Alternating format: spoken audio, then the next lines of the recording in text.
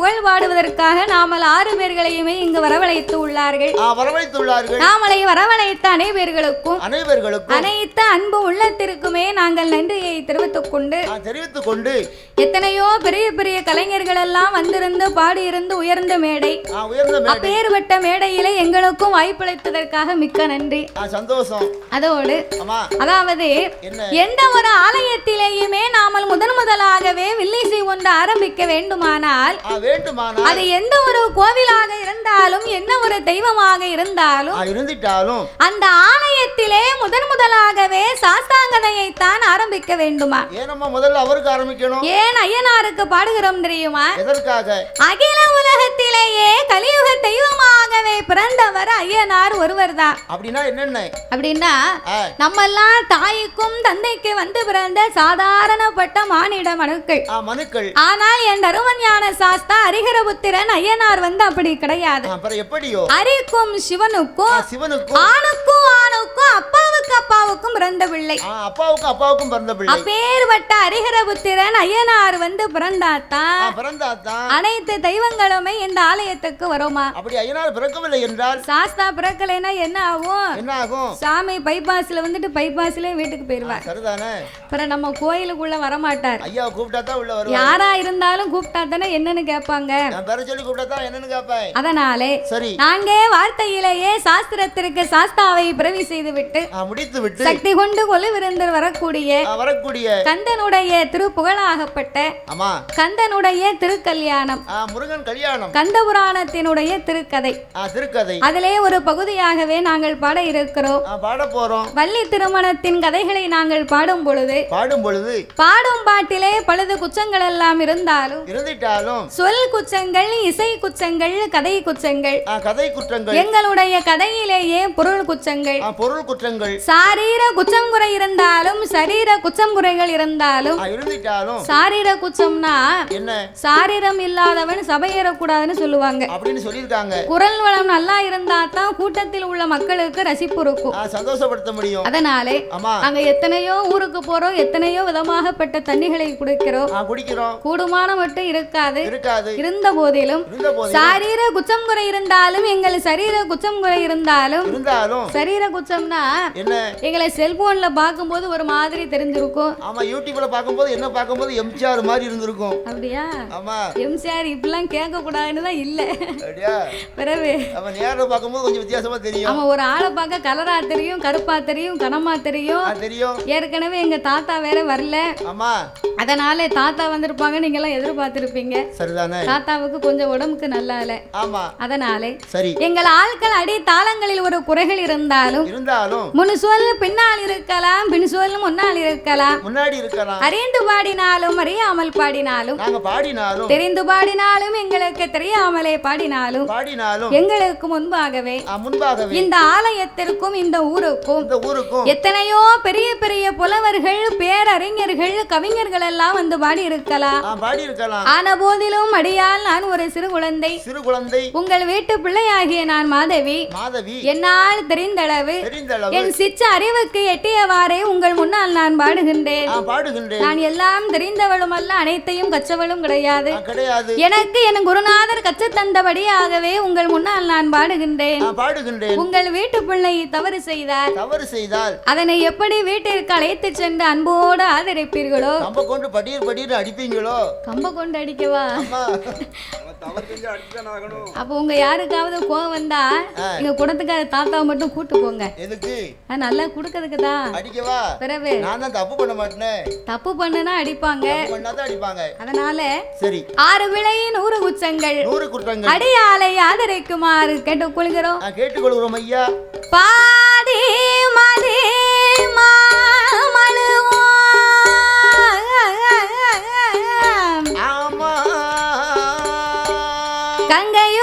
கங்கையோடு பாம்பணிந்து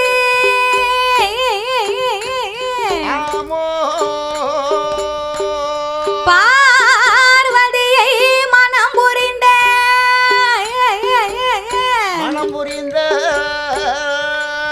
ஆடி சிவல் முகமது கலி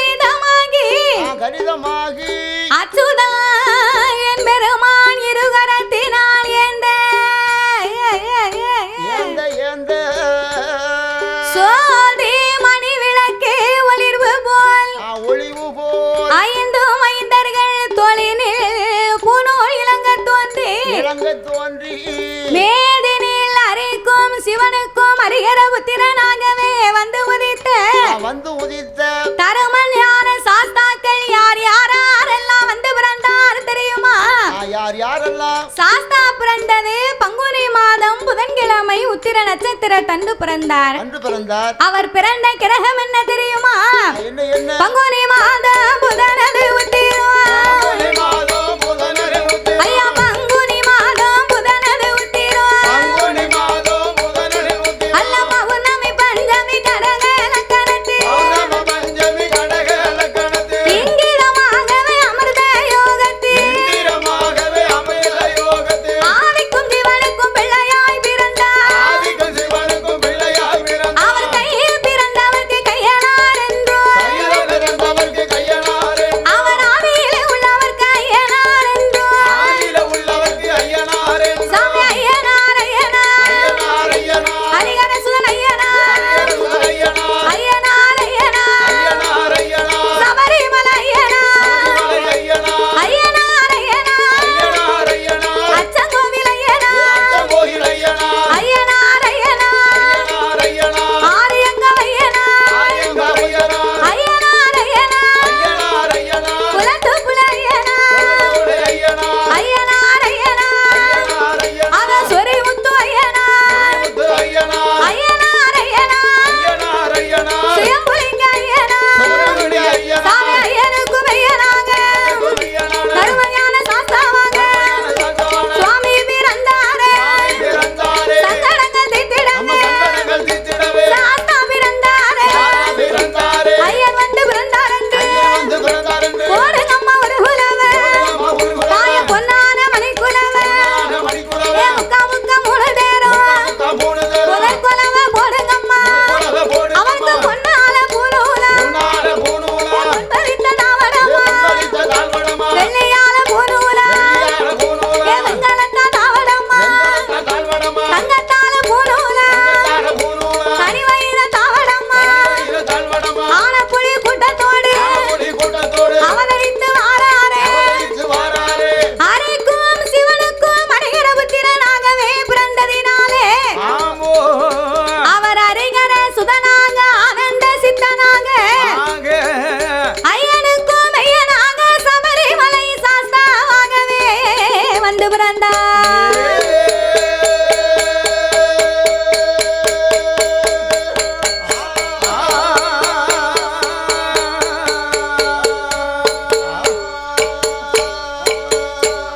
நாட்டிலேயும் நல்ல நாடு நாட்டிலேயும் நல்ல நாடு நாவலர்கள் புகழும் நாடு கோடமாலை விளையும் நாடு புரிந்த வெண்டல் வீசும் நாடு மாதம் ஒன்று மழை பொழியும்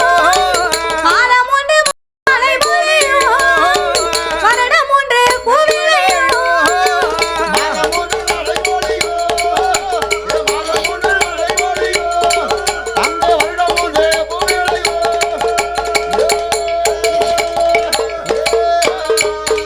அங்கே தேனிரண்டு தென் சொரையும் தென்றல் வீசி கனி சொரையும் மட்டை பீலா மரங்கள் வளர்ந்தோங்கி செழிக்கும் நாடு மாடு கட்டி போரடித்தார் மாறாது சென்னலென்று ஆனை கட்டி போரடிக்கும் அழகு திரு நாடகமா ஆனை கட்டி போரடிக்கும்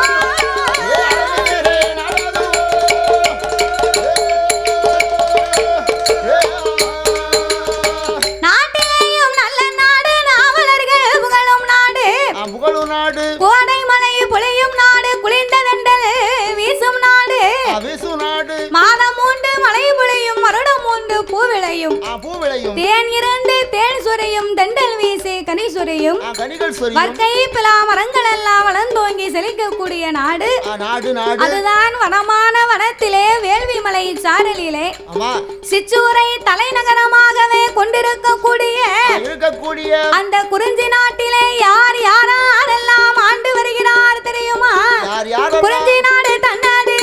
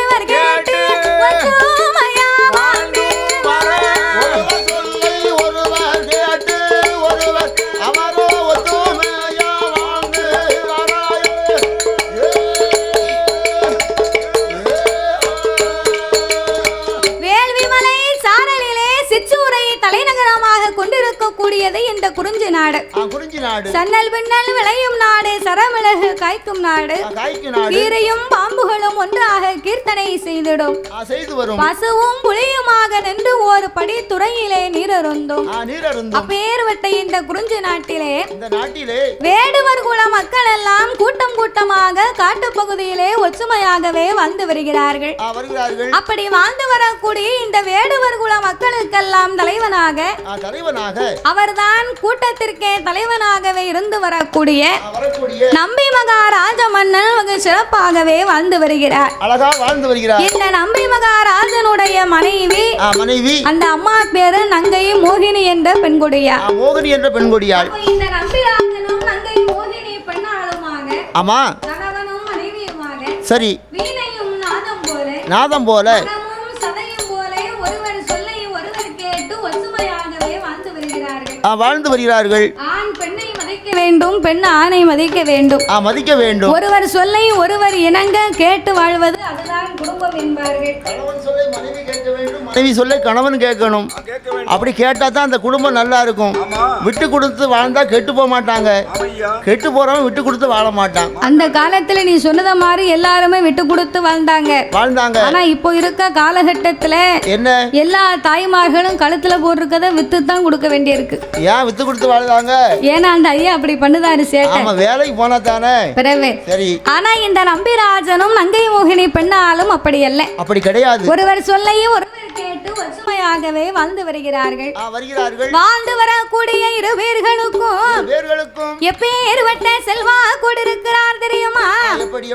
சாமி மண்ணிற்கு மனை இருக்கு, மண்ணிற்கு மனை இருக்கு, மண்ணால குறைவுமே, பொன்னிற்கு பொருள் இருக்கு, பொருளால குறைவுமே, சொத்திற்கு சுகமிரு, சொத்தால குறைவுமே, ஆடிருக்கு மாடிருக்கு, ஆடிருக்கு மாடிருக்கு, அங்கே அடுக்கு வத்த வீடு இருக்கு,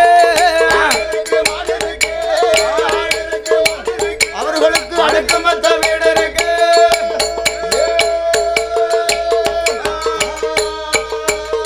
அங்கே ஏழரைய கோபுரம், எதிரே ஒரு மண்டபம், சூழரைய அங்கனம், சுத்தி கட்டும் மாளிகை, பத்தடுக்கு மாளிகை, பத்தடுக்கு மாளிகை, அவருக்கு பந்தடிக்கும் மேடைகள், அவருக்கு பந்தடிக்கும் மேடைகள்.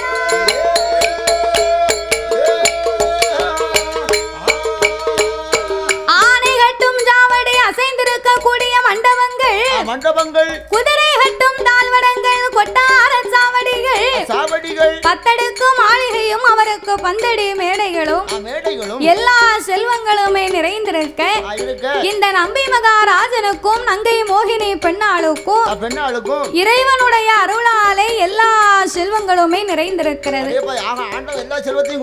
அதாவது எல்லா கதையிலேயுமே பிள்ளை இல்லை அப்படிங்கிற ஒரு கஷ்டப்பட்டு கவலை வரும். ஆனா இந்த நம்பிராஜனுக்கும் நங்கை மோகினிக்கும் அப்படி அல்ல. ஒரு குழந்தை இல்லை, 2 அல்ல, 3 அல்ல, 7 ஆண் குழந்தைகள் இவங்க 2 பேருக்கும். ஆமா, கந்தன் அருளால் 7 ஆண் குழந்தைகளை ஈண்டெடுத்து இறைவன் அருளால் எவ்வித குறையும் இல்லாமல் வாழ்ந்திருக்க ஒரு நாளை பார்த்து இந்த நம்பி மகாராஜ மன்னன் அரண்மனையிலே அமர்ந்திருக்கும் போது இந்த நங்கை மோகினிக்கு மனசிலே ரொம்ப மனக்கவலை.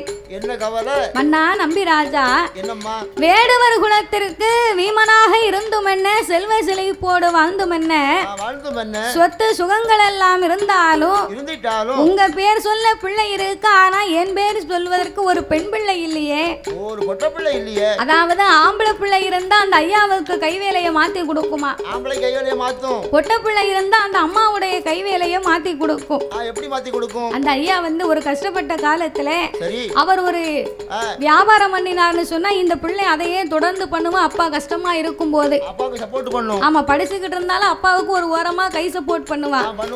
ஆம்பளை பிள்ளை இருந்தா ஒரு பொட்ட பிள்ளை இருந்ததுன்னு வைகி, இந்த அம்மா வீட்டுல சோறு பொங்கனா அந்த புள்ள கூட்டுக்கறி குழம்பு வச்சு ஏற்பாடு பண்ணும். இந்த அம்மா ஒரு பாத்திரத்தை கழுவி வச்சானா அந்த புள்ள வீட்டை பொறுக்கும். அப்ப இந்த அம்மாவுடைய கை வேலைய மாத்தி கொடுக்கும். ஆணுக்கு ஆணருக்கு எனக்கு அடுக்கலைக்குன்னு ஒரு பெண்ணு இல்லையே மன்னா. அப்படி என்று நம்பிராஜனை அழைத்த இந்த நங்கை மோகினி அவள் பெண் பிள்ளை இல்லாத கவலை கொண்டு கணவனிடத்திலே என்ன சொல்கிறாள் தெரியுமா? என்ன சொன்னா? சமையங்கேனவா ராஜமன்னா ராஜமன்னா எங்கனவா ராஜமன்னா ராஜமன்னா எனக்கு வாய்த்த பிராணநாதா எனக்கு ஆணுக்கு ஆணிருக்கு ஆணிருக்கு மன்னாடு கலைக்கு பெண்ணும் இல்லை நான் வட்டிலின சாதம் விட்டா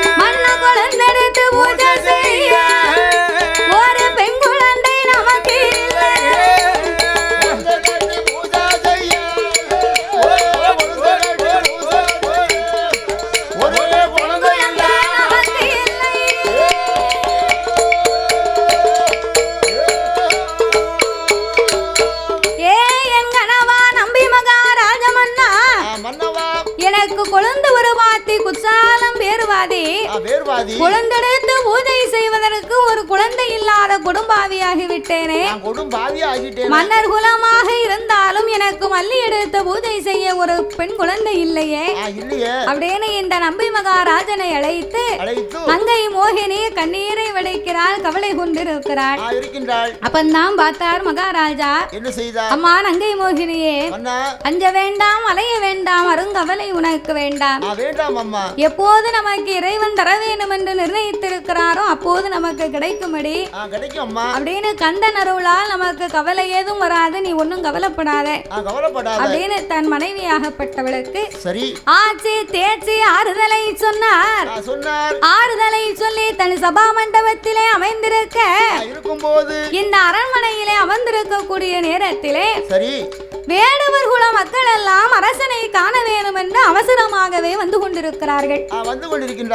அவசரமாக வந்த அனைவர்களும் ஐயனை கண்டு வணங்கி மன்னாதி மன்னா வேடுவர் குல தலைவா, உங்களை கண்டு இன்னைக்கு ஒரு காரியமா முறையிட்டு போகலாம்னு வந்திருக்கிறோம். அப்பா என்னின மக்களே, நீங்க எல்லாரும் இப்படி என்னைக்கு வராத நாளாக இன்னைக்கு காண வந்த காரணம் என்ன?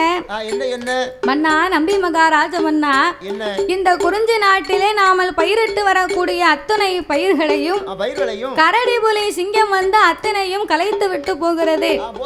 இதனை எல்லாம் அழித்து விட்டு போகக்கூடிய உயிர்களை போய் நாங்கள் தான் வேட்டையாடி அதனை சரி செய்து வர வேண்டும் அப்படின்னு சொன்ன உடனே வேடுவர் குல மக்களுக்கு அப்பா நீங்க ஒன்னும் கவலைப்பட வேண்டாம், அந்த காலம் வரும்போது நாமல் அனைவர்களும் சென்று பயிரை அழிக்கக்கூடிய மிருகங்களை வேட்டையாடி துயரத்தை துடைப்போம் என்று மக்களுக்கு ஆறுதலை சொல்லி அனுப்பி வைத்தார்.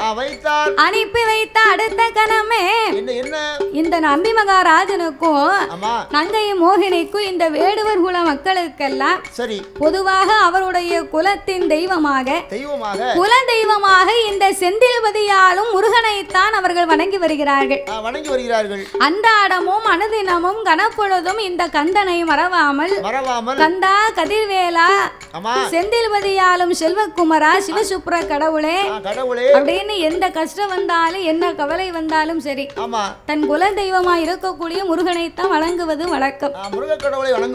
அப்போ இந்த மனைவி பெண் பிள்ளை இல்லைன்னு வருத்தப்பட்டா பாருங்க. அப்போ இந்த நம்பி மகாராஜா குலதெய்வமான இந்த குமர கடவுளை வணங்கி அப்பா செந்தில்வதியாலும் திருக்குமரா உன் அருளால் எனக்கு 7 குழந்தை இருந்தும் ஒரு பெண் குழந்தை இல்லாதது பெரு வருத்தமா இருக்கு. அதனால் உன் அருளால் பெண் குழந்தை கிடைப்பதற்கு நீதான் அருள் புரியணும் அப்படின்னு சொல்லி முருகனை வணங்கி விட்டு மக்களின் துயரை தீர்க்க வேட்டைக்காகவே புறப்பட்டு வருகின்றார். எப்படி வருகிறார் தெரியுமா? மக்களோட வார்த்தை கேட்டு மக்களோட வார்த்தை கேட்டு அண்ணனான நம்பிராஜா அவர் வில்லோடு அம்போடு அவர் அம்பாரா துணிகளோடு வில்லடு ஒன்றான் எடுத்து தான் எடுத்து வேட்டைக்கு வாராரே அவர் வேட்டைக்கு வாராரே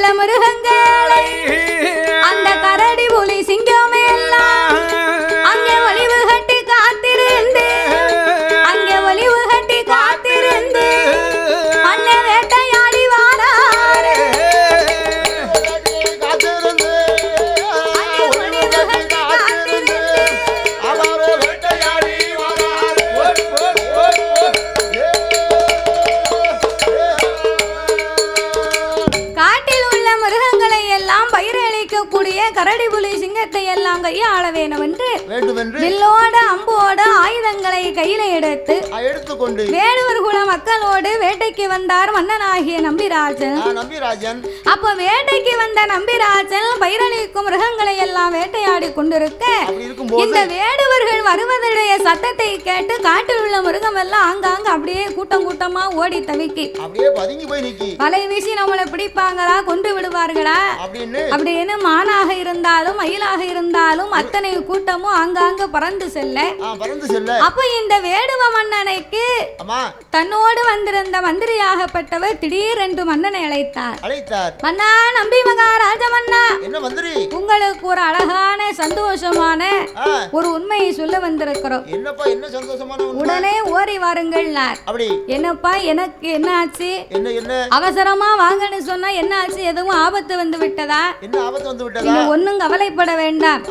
கந்தன் அருளால் உங்களுக்கு கவலை தீர்க்கக்கூடிய ஒரு நல்ல செய்தி மன்னா. நம்ம வள்ளி பள்ளத்துக்கு வந்து பாருங்க, ஒரு அழகான பெண் குழந்தை இருக்கு அப்படின்னார். வள்ளி பள்ளத்திலே பெண் குழந்தை இருக்கா? பெண் குழந்தைன்னு சொன்ன உடனே சரி இந்த மன்னனுக்கு மனசிலே மட்டில்லாத மகிழ்ச்சி. பெண் குழந்தைக்கு தான் ஏங்கி போய் இருக்காரு.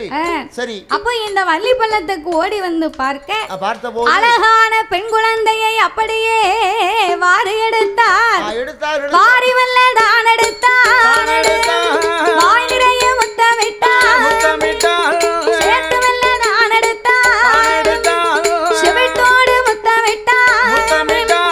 அள்ளி மெல்ல அரவணைத்து அள்ளி மெல்ல அரவணைத்து அவர் அவளோடு முத்தமிட்டார்.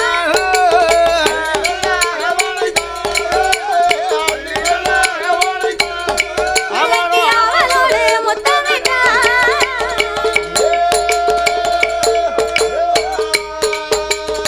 வாரி எடுத்தார். வாய் நிறைய முத்தமிட்டார். சேர்த்து எடுத்து செவிட்டோடு முத்தமிட்டு முத்தமிட்டு அள்ளி அரவணைத்த ஆவலோடு முத்தமிட்டு அழகான பெண் குழந்தையை தன் கையிலே வைத்திருக்கிறார் இந்த நம்பி மகாராஜ மன்னன். இந்த வள்ளி பள்ளத்திலே கண்டெடுத்த குழந்தையை உடனடியாகவே அரண்மனைக்கு கொண்டு வந்தார்கள்.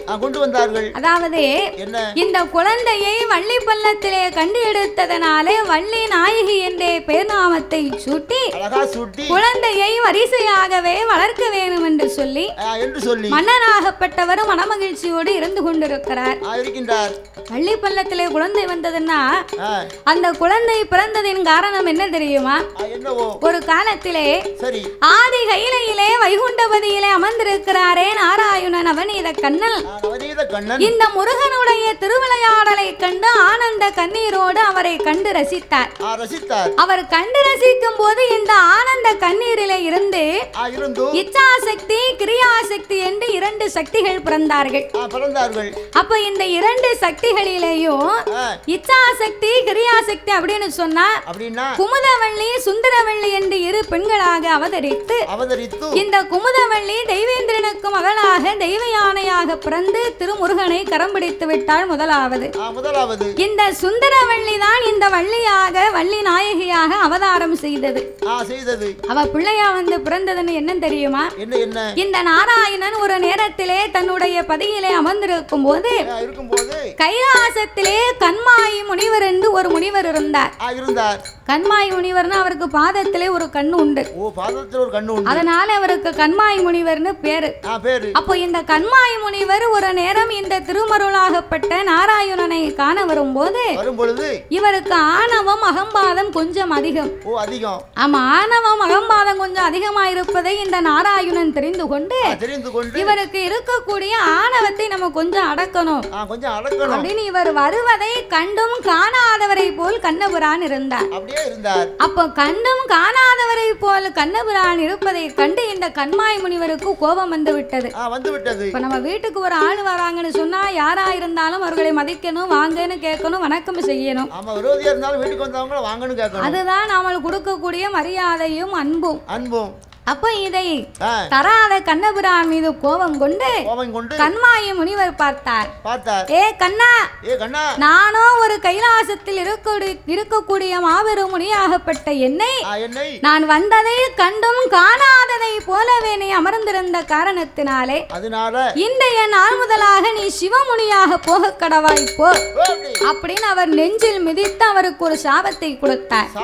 அப்ப இவர் நெஞ்சில் மிதிக்கும் போது கண்ணன் அவருடைய காலை பிடித்து அவர் பாதத்தில் இருந்த ஒரு கண்ணை புடுங்கி விட்டார். அவர் ஆணவத்தை அடக்கினார்.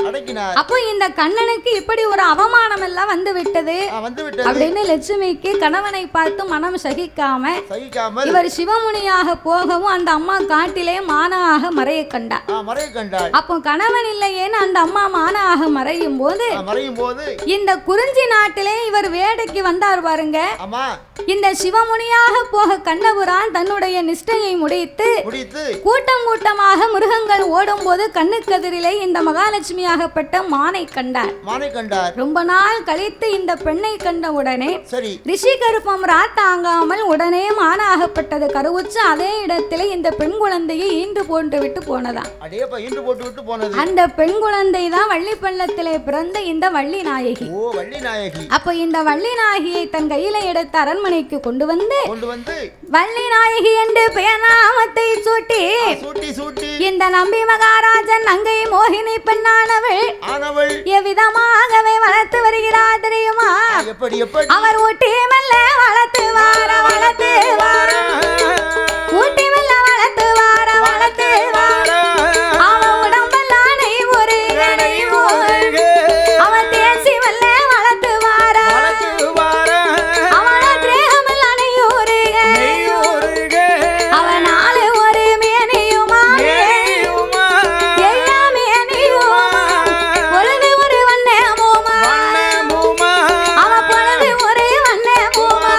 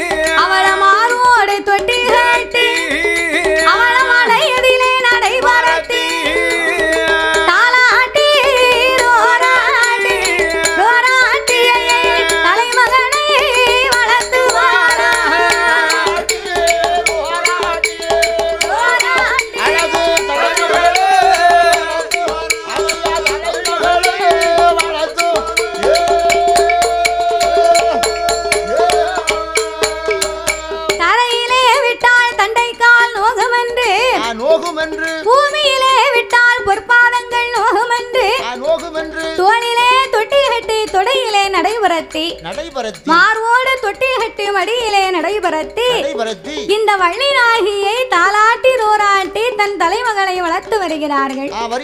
அப்படியாகவே வளர்த்து வரக்கூடிய காலத்தில் ஒரு வயதாச்சு 2 வயதாச்சு ஊர்ந்து விளையாடி 3 வயதிலே முடியிறக்கி காது குத்தி 4 வயதிலே நடந்து ஓடும் பிராயமானாள்.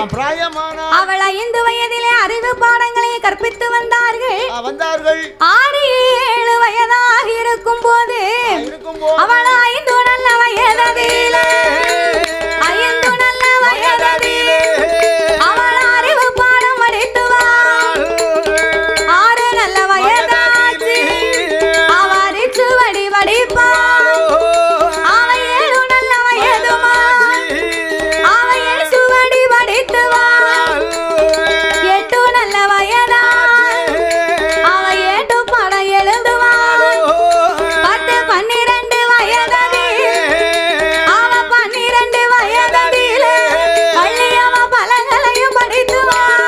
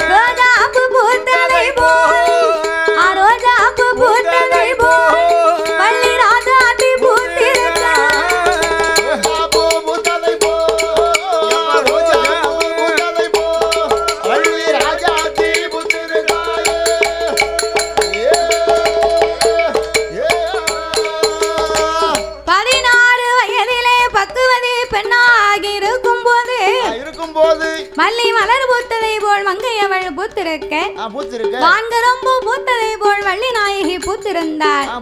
முல்லை மலர் பூத்ததை போல் மொய்குழலால் பூத்திருக்க இவள் பூத்து நிறைந்து புஷ்பவதி பெண்ணான உடனே இந்த வள்ளி நாயகிக்கு சிறு வயதிலே இருந்து கூடவே இருந்து விளையாடுவதற்கு 7-8 தோழி பெண்கள் உண்டு.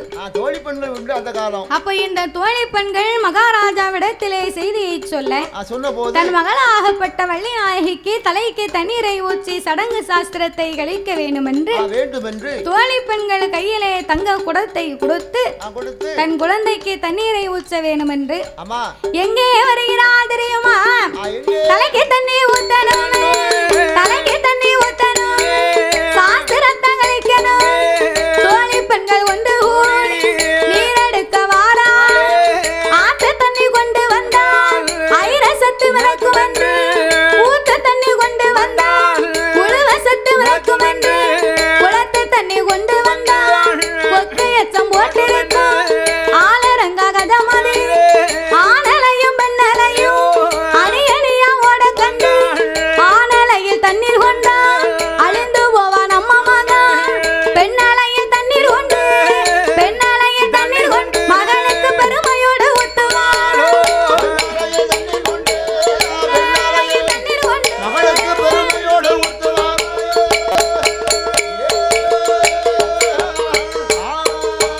அவரை தலைக்கு தண்ணி ஊத்துவார, சாஸ்திரத்தை கழிப்பார.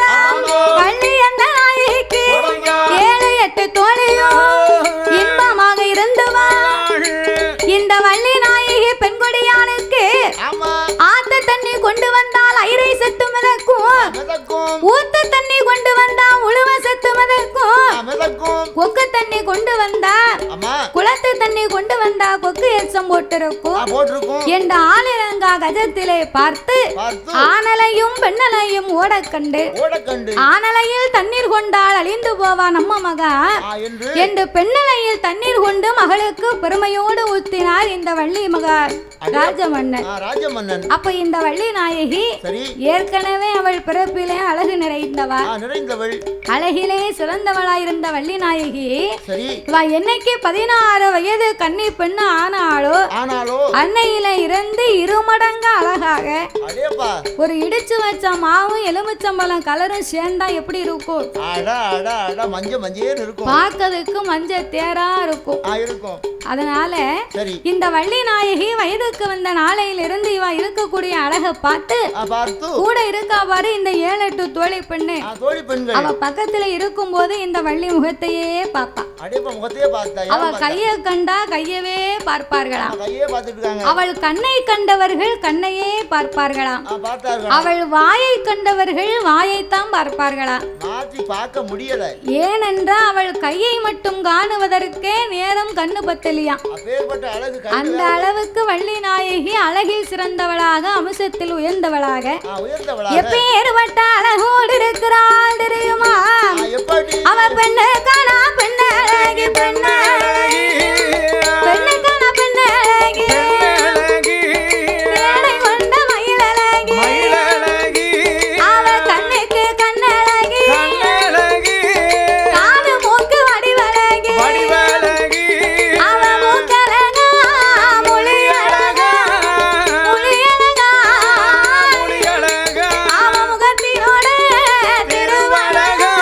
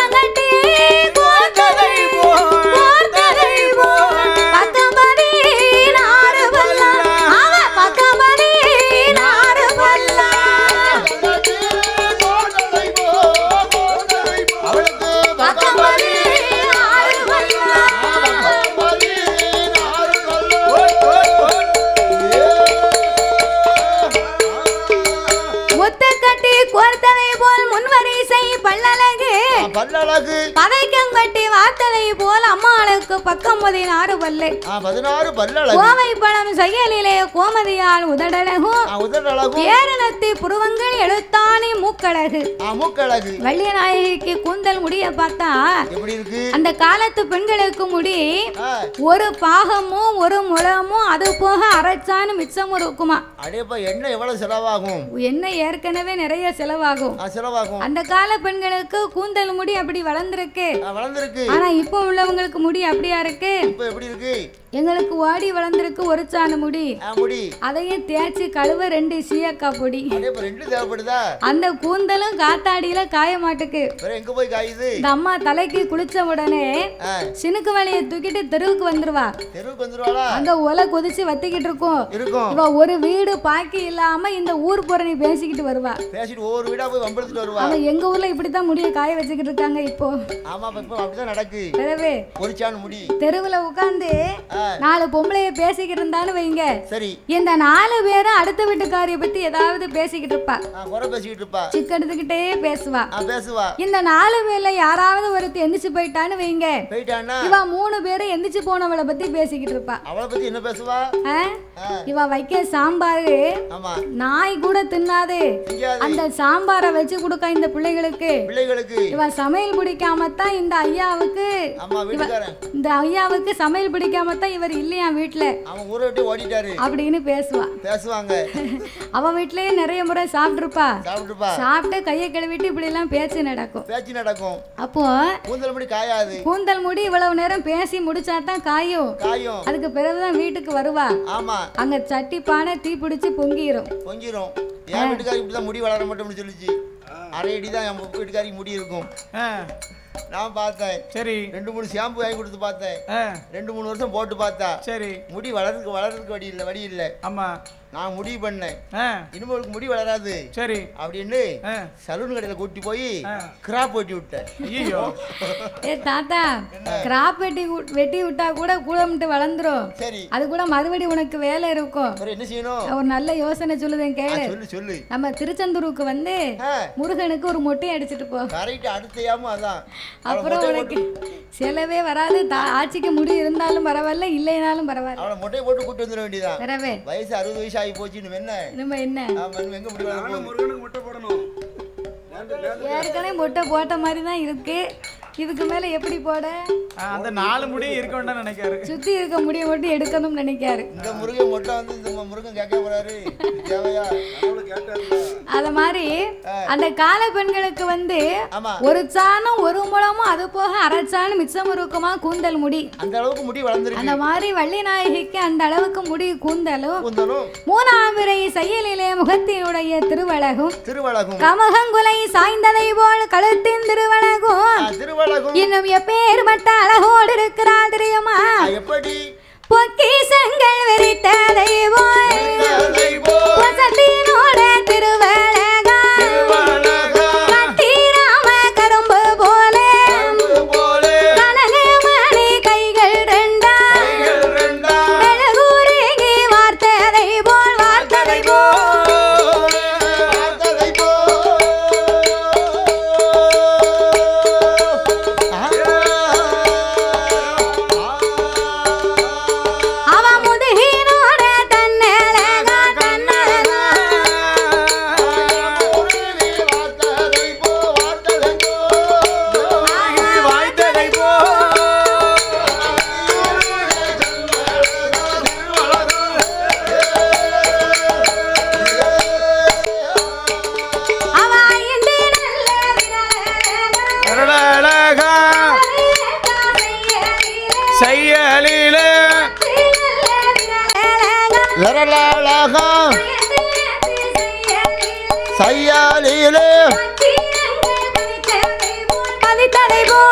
பதிரங்கள் பதித்ததை போ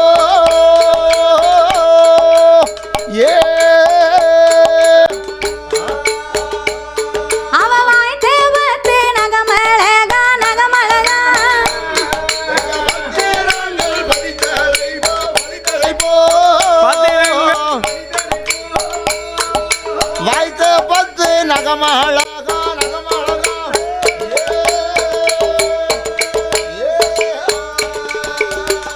பச்சிரங்கள் பதித்ததை போல் வாய்த்த 10 நகமழகும் சித்துடுக்கை கடைந்ததை போல் சேலை கட்டும் இடையழகும் ஆணிலை செயலிலே அருமமக வயரழகும் ஆனை துதிக்கை போல் அருமை மகள் துடையழகும் இருவாள தண்டு போலே ஏந்திலையாள் கால்கள் ரெண்டும் இந்த வள்ளி நாயகியினுடைய அழகை கண்டாள்.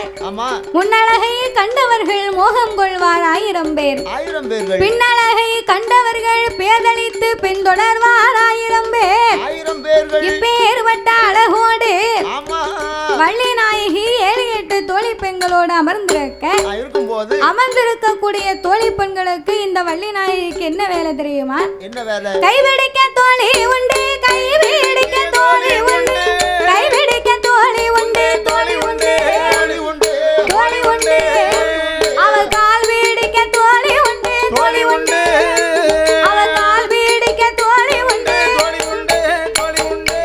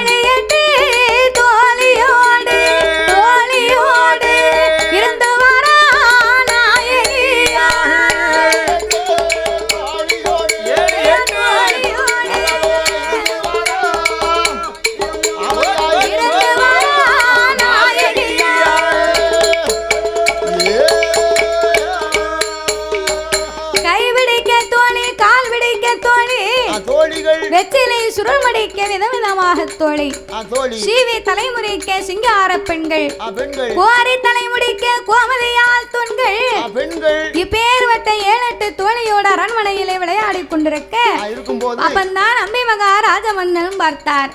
அம்மா வள்ளி நாயகி 7-8 தோழியோடு நீங்க எல்லாரும் அரண்மனையில இருந்து விளையாடுகிறீங்க. அப்பாவுக்காக உங்களுக்கு ஒரு சின்ன உபகாரம் ஒண்ணு பண்ணணும். நாங்க என்ன பண்ணணும்? 7-8 பேரா அரண்மனையில இருப்பதற்கு பதிலாக நீங்க எல்லாரும் சேர்ந்து நம்ம திணை புனத்திலே திணைக்கு காவலாக நீங்க எல்லாரும் போய் இருந்தா என்ன? இங்கே நேரம் போவதற்கு பதிலாக அங்கே சென்றீர்களானா உங்களுக்கு அழகாக நேரம் போகும். திணை புனத்திற்கு காவல் காத்த மாதிரி இருக்கும். இந்த காக்கா பச்சி பறவைகள் எல்லாம் இந்த திணையை கொத்தி தின்று விட்டு போகிறார்கள். அதனால நீங்க போய் அந்த திணைப்புணத்தை காவல் காத்து வர வேண்டும் என்று இந்த நம்பிராஜன் சொல்ல அப்பா சொன்னபோது வள்ளி நாயகி அப்பா வார்த்தைக்கு அடுத்த வார்த்தை இல்லாமல் வாங்கடி நம்ம போவோம் அப்படின்னு 7-8 பேர் ஒன்றாக சேர்ந்து அலங்காரம் செய்து சீவி சிங்காரித்து இந்த வள்ளி நாயகியானவள் தன் தோழியர்களோடு திணைப்புணத்திலே வந்து இந்த வள்ளிக்காகவே அண்ணன்மார்கள் 7 பேரும் சேர்ந்து இவ ஏறி உயரமா உட்காரணும்னு சொல்லி இவளுக்கு பரன் போட்டு வைத்திருக்கிறார்கள்.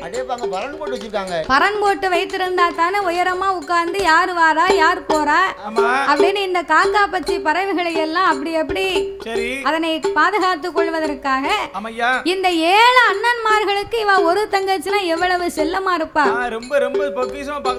ரொம்ப செல்லம். அவ என்ன கேட்டாலும் கொடுப்பார்கள், எதை கேட்டாலும் வாங்கி கொண்டு கொடுப்பார்கள். அப்பேற்பட்ட அன்பு நிறைந்த அண்ணன்மார்கள் அமைத்திருந்த அந்த பரனின் மீது அமர்ந்து கொண்டு தோழி பெண்களோடு இந்த வள்ளி நாயகியானவள் திணைப்புணத்திலே காவலாக இருந்து வருகிறாள்.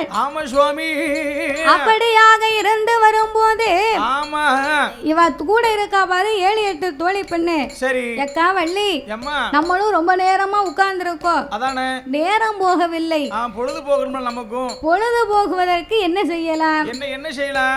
பொழுது போனா ஏதாவது விளையாட்டு விளையாடுவோமா? விளையாட்டு விளையாடுவதற்கு காவல் காக்கணும், பரணை விட்டு கீழே இறங்க முடியாது. இறங்க முடியாது. ஆமா. அப்ப என்ன செய்வோம்? வேற என்ன செய்யலாம்? என்ன செய்யலாம் நீ தான் சொல்லு. பொழுது போகணும், நேரம் போகணும் அப்படின்னு சொன்னா அப்படின்னா எக்கா வள்ளி, ஓ வாயால ஒரு பாட்டு பாட. உன் திருவாயால அழகான ஒரு பாட்டு பாட. என் திருவாயை திறந்தா நான் பாட்டு பாடவா? ஆமா பாட்டு பாடு அப்படின்னு இந்த 7-8 தோழி பெண்கள் கேட்ட உடனே கேட்டபோது வள்ளி நாயகி திணைப்புணத்திலே அமர்ந்து கொண்டு தோழியர்களோடு நேரம் போவதற்காக அழகாக ஆலயம் பாட்டு பாடி அமர்ந்திருக்கிறார்கள். எப்படி பாடினார்கள்?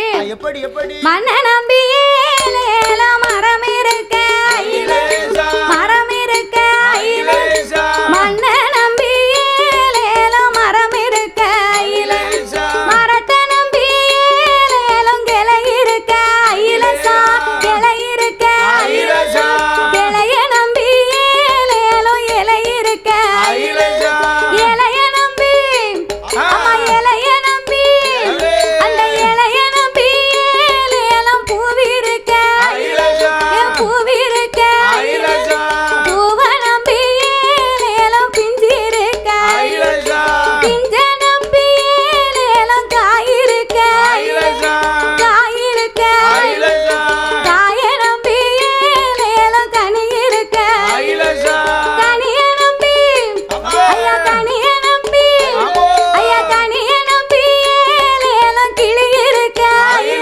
ஏ கிளி இருக்க கிளிய நம்பி ஏலம் நாம் இருக்க ஏலேலோ ஐலசா ஏலேலோ ஐலசா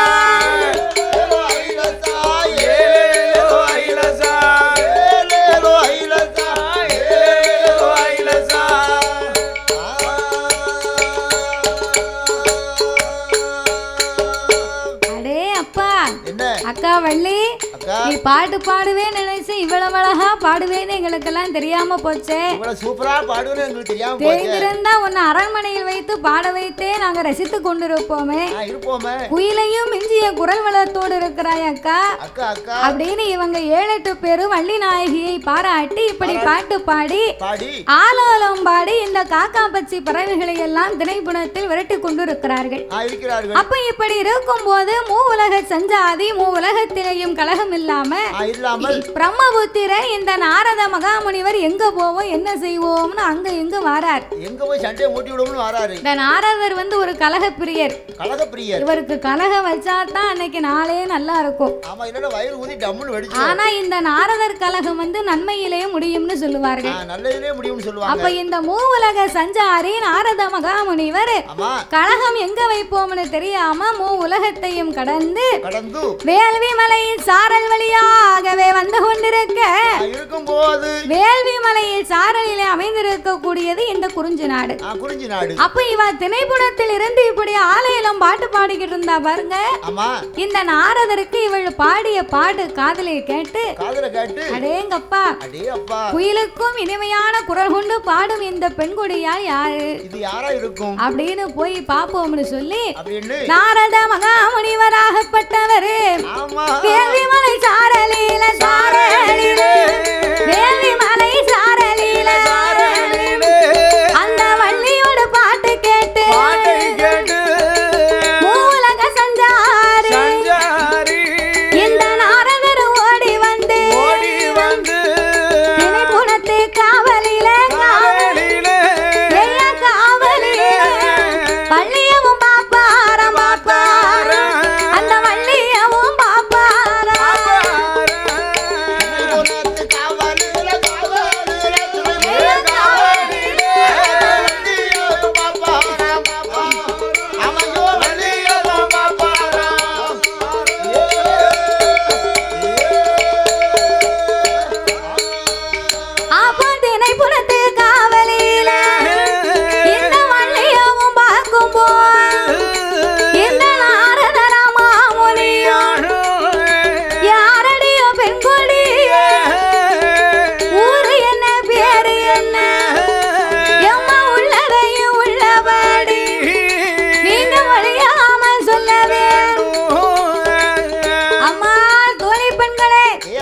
சேடி பெண்களா உட்கார்ந்து கொண்டு இனிமையாக இப்படி பாடிக்கொண்டிருக்கிறீர்களே, அழகா பாட்டு படிக்கீங்க. உங்க ஊரு என்ன, பேரு என்ன, உங்க அம்மா யாரு, அப்பா யாரு? அப்பா யாரு? ஐயா முனிவரே, என்ன நீங்க கேட்கக்கூடிய கேள்வி எல்லாம் நான் தான் உங்ககிட்ட கேட்கணும். எங்க நாட்டுக்கு வந்து நான் தான் கேட்கணும் உங்களுக்கு. எங்க திணைப்புணத்தில் வந்து விட்டு எங்களை யாருன்னு கேட்டா என்ன அர்த்தம்? என்ன அர்த்தம் அப்படின்னு இந்த வள்ளி நாயகி கேட்ட போது, அப்ப இந்த நாரத மகாமுனிவர் முதல்ல நீ யாருன்னு சொல்லம்மான்னார். சொல்லம்மா, நீ யாருன்னு சொல்லம்மா. நான் தான் குறிஞ்சி நாட்டின் அரசனாக இருக்கக்கூடிய வேடுவர் குல தலைவர் நம்பிராஜனுடைய திருமகள். என் பேருதான் வள்ளி நாயகி. எங்க அம்மா பேரு நங்கை மோகினி. எனக்கு அண்ணன் தம்பி 7 பேர் இருக்கிறாங்க. 7 அண்ணன்மார் இருக்கிறாங்க. நான் 8வது பிறந்த செல்ல தங்கச்சி. நீங்க யாரு? நீங்க யாரு விவரத்தை சொல்லுங்க. ஐயோ தப்பா பேசுனீங்க வைங்க. ஒரு நாளைக்கு ஒருத்தன் அடிச்சாலும் வாரம் தவறாம போட்டு அடிச்சு விடுவாங்க. 7 நாளைக்கு நீ சரியா இருப்பேரு. 7 தம்பி அண்ணன் இருக்கான். பிறவே அதனால யோசனை பண்ணி பேசும். அதனால சரி அம்மா, நீ சொல்வதெல்லாம் வாஸ்தவம் தான் இருக்கட்டும். ஆனா உன்னை பார்க்கும்போது என் மனசுக்கு தான் ரொம்ப மன வருத்தமா இருக்கு. என்ன வருத்தம்? உங்களுக்கு என்ன வருத்தம்? என்னை பார்க்கும்போது என்ன வருத்தம் வருது உமக்கு அப்படின்னு கேட்ட உடனே அப்ப நாரதர் சொன்னார், நீ இருக்கக்கூடிய அழகுக்கும் உன் குரலினுடைய இனிமைக்கும் உன் பருவ காலத்திற்கும் இந்த பருவ காலத்தை நீ பயன்படுத்தாமல் இப்படி தவறாக பயன்படுத்தி கொண்டிருக்கிறாயே அப்படின்னு எனக்கு வருத்தமா இருக்குன்னார். என் பருவ காலத்தை நான் என்ன தவறாக பயன்படுத்தினேன்? என்ன தவறா பயன்படுத்தினேன்? என் தாய் தகப்பன் சொல்லுக்கு இணங்க திணைப்புணத்திலே காவல் காத்து வருகிறேன். அம்மா வள்ளி நாயகி, தவறாகன்னா அப்படி அல்ல. உன் பருவ காலத்திற்கு அழகான ஒரு மாப்பிள்ளையை பார்த்து மனக்கோலத்தில் காணக்கூடிய உன்னை இப்படி திணைப்புணத்துக்கு காவலா வைத்திருக்கிறார்களே, எனக்கு மன வருத்தமா இருக்கிறார். ஐயா மாமுனிவரே, என்னுடைய கல்யாணத்தை பற்றி கவலைப்படுவதற்கு எனக்கு அம்மா இருக்கிறார், அப்பா இருக்கிறார், தமையன்மார் இருக்கிறார்கள். அதை பற்றி கவலைப்படுவதற்கு உங்களுக்கு அவசியம் இல்லைன்னா அப்படியா?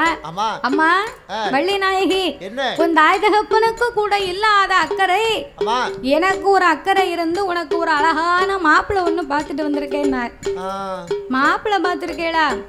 உங்களிடத்துல நான் மாப்பிள்ளை கேட்டனா, மனமுடிக்க சொன்னா, உங்களை கல்யாணம் பண்ணி வைக்க சொன்னா, கணவன் கேட்டனா, உமக்கு என்னையா வந்திருக்கு? ஏ வள்ளி நாயகி, அப்படி எல்லாம் நீ பேசாத.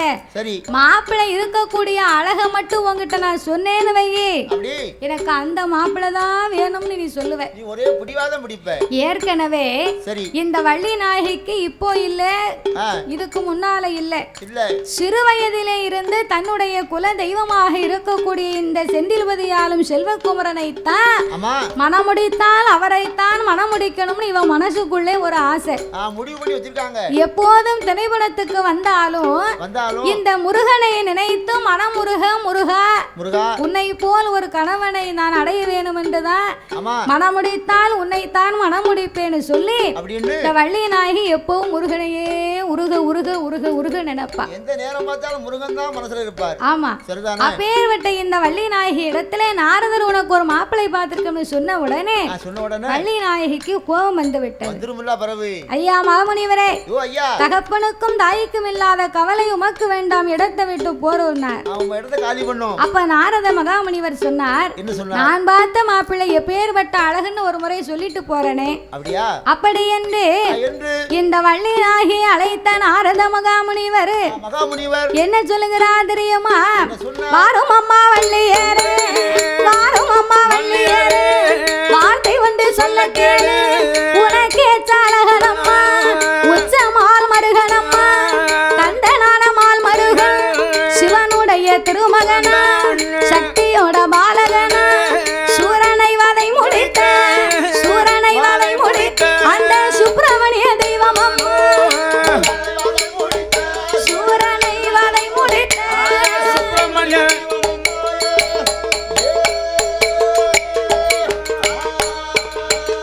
அவள்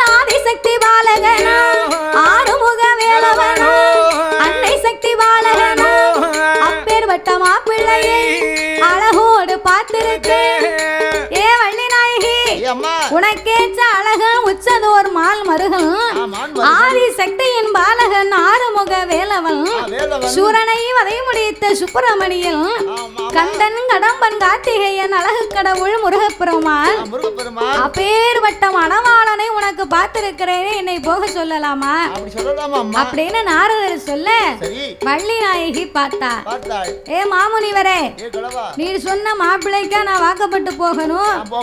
இவ மனதுக்குள் உருக உருக நினைப்பது முருகனைத்தான். இருந்தாலும் வெளியிலே நம்ம எதையும் விட்டு கொடுத்துட கூடாதுன்னு சொல்லி இந்த வள்ளி நாயகி நாரத மகாமுனிவரிடத்திலே சொல்லுகிறா, ஐயா முனிவரே, நீ சொல்லும் மாப்பிள்ளை யாருன்னு எனக்கு நல்லா தெரியும். அம்மா ஒரு பெரிய நீலி, அவர் அப்பா ஒரு சுடலை ஈசன், அன்னை இருக்காரே அண்ணே, அன்னை போல் பெண் வேணும்னு தண்ணி கரையில போய் அவர் தொந்திய வச்சுக்கிட்டு குளத்தாங்கரை ஆத்தாங்கரை எங்கெங்கெல்லாம் சந்தி இருக்கோ அங்கெங்கெல்லாம் போய் அமர்ந்திருக்கிறார். அவர் மாமா இருக்காரே மாமா, அவருக்கு மாடு மேய்க்க மட்டும்தான் தெரியும். ஆமா அப்படின்னு இவ வள்ளி நாயகி சொன்னா பாருங்க. நாரத மகாமுனிவர் பார்த்தார். எப்பேற்பட்ட குடும்பத்தை பார்த்து எவ்விதமாக பேசிவிட்டாய் வள்ளி அப்படின்னு உடனே போருமையா உம்ம வேலையை பார்த்து என்னை கல்யாணம் பண்ணுவதற்கு என் தாய் தகப்பன் இருக்கிறார் அப்படின்னு வள்ளி சொன்ன உடனே நாரதருக்கு முகத்தில் அடித்ததை போல் மாறிவிட்டார். இதுக்கு மேல இவகிட்ட நம்ம பேசக்கூடாது, இந்த கலகத்தை நாம மால்மருகன் இடத்திலே சென்றுதான் சொல்ல வேண்டும் என்று முகம் சுழித்த இந்த நாரதர், அம்மா வள்ளியே, இன்றைக்கல்ல என்றைக்காக இருந்தாலும் மால் முருகனைத்தான் உனக்கு மனமுடித்து வைப்பேன் அப்படின்னு சபதம் வைத்து இந்த நாரதர் மூ உலகத்திற்கு புறப்பட்டார். அப்ப மூ உலகத்திற்கு புறப்பட்ட நாரதர் நேர எங்க வரார் தெரியுமா? கழுகாசலமூர்த்தியை பார்க்க வேணும் என்று கழுகாசலத்திற்கு வருகிறார். அப்போ இந்த கந்தனை காண வேணுமே என்று நாரத மகாமுனிவர் கழுகாசலமூர்த்திக்கு வந்தார். அப்போ கந்தனை கண்டு திருச்செந்தூர் முருகா செந்தில்பதியாலும் செல்வகுமரா சிவசுப்ர கடவுளே ஆறுமுக வேலவா அன்னை சக்தி பாலகா சூரனை சங்கரித்து என் சுப்பிரமணியா உங்களை காண வந்த இன்னைக்கு காரணம் ஒரு முக்கிய காரணம். ஐயா நாரதே, ஒரு நாளும் வராதவர் வந்திருக்கியர், வேற எங்கேயும் கலகம் கிடைக்கலையா? நம்ம வயிறை பார்க்கும் போது பெரிய வயிறா இருக்கு, இந்த கலகத்தை சொல்லலன்னா உங்க வயிறு வெடிச்சும் போல இருக்கு, உட்காருங்க, என்ன விவரம்னு சொல்லுங்க. என்ன இன்னைக்கும் பாருங்க, பண்டந்தன்ன வாயே நிக்காது பழக்கமிட்ட வாயே நிக்காதுன்னு சொல்லுவாங்க. சில பேருக்கு இந்த ஊரு புறணி பேசலாம் வயிறே ஊதிரும். நாமெல்லாம் ஒரு நாளைக்கு 4 வெட்டியா சண்டை எடுத்து விட்டுருவேன். சண்டை எடுத்து விட்டா தான் நிம்மதியா இருக்கும்.